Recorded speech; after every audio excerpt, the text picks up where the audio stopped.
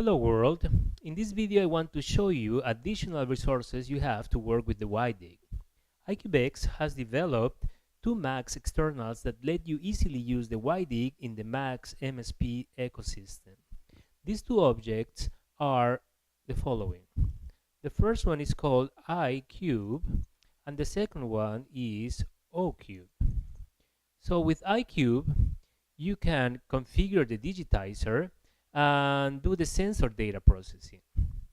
On the other hand, with the oCube object, you can configure the digitizer again, but then you can configure the actuator output control. So for this video, I'm going to use the iCube object to receive sensor data from my WiDig. So here I have my WiDig, and the first thing you always do is connect to the battery. And in slot 1, I have one digital sensor, which is the Orient 4D, and in slot 2 you have the touch sensor, which is an analog sensor. So what do we need to do first? Connect to the MIDI Bluetooth device. So here we go and we connect. There you go, we are connected. We go back to Max and we need to enable MIDI in and MIDI out. So with that, we'd have to tell Max to which MIDI device he has to listen to. So we check Bluetooth here, and we check WiDig Bluetooth here. So one very important thing you have to do is to connect first the MIDI out to the last outlet of the iCube object, and then the MIDI in, so that the communication flows this way. Another important step is to send the sync message to the iCube object. That sync message reads all the configuration that the WiDig has, and it enables communication through the system. So we go and hit sync. So the iCube object has 8 outlets that are mapped to the inputs of the WiDig. So it is very simple to get this thing working. So we just send the message 1 on, for example, or 2 on. With those two messages,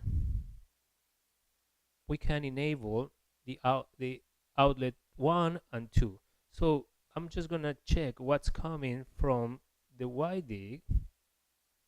Let's see, I'm gonna hit 1 on, boom, 2 on. Perfect. So in number 2, in input 2, I have an analog sensor, the touch sensor. So if I press it, I get 5, you see, and then if I don't press it, I get almost 0. That's good.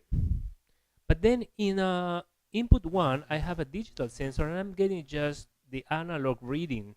So I need to tell the object that that is a digital sensor. So I'm going to send another message telling him that in input 1, I have the Orient 4D, and I want method 1, which sends Euler angles. So we click there, and as you can see, we start to receive Euler angles. That's very good. You see, I move my sensor, and there I'm receiving the Euler angles. Another very important message that you can send is the message report. That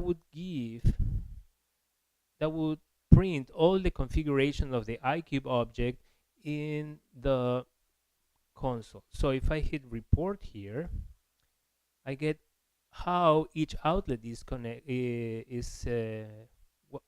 what is coming out from each outlet, and also, for example, the Digitizer firmware, which is version 8.1, and that is correct.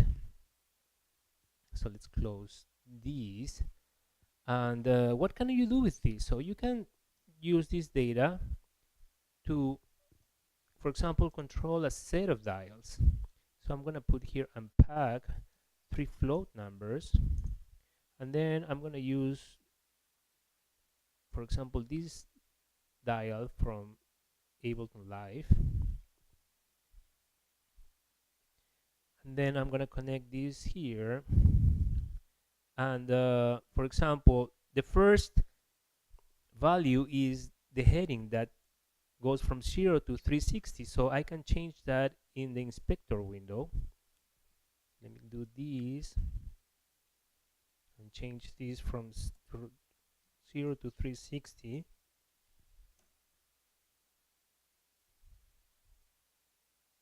The second one is the roll that goes from minus 90 to 90, so let's change that. Minus 90 to 90. And the last one is the pitch that goes from minus 180 to 180. So let's change that. And now if you see, in my CD, the north is approximately that way. So if I start heading to the right, I get more values in the first knob. And then if I roll the sensor, I get values in the second knob. And then if I move the pitch, I get changes in the third knob. So you can use that, for example, to control a synthesizer in Max MSP. So that is the very basic configuration of the WiDig in Max MSP using the iCube object. Please stay tuned for more videos in the following weeks. Thank you very much.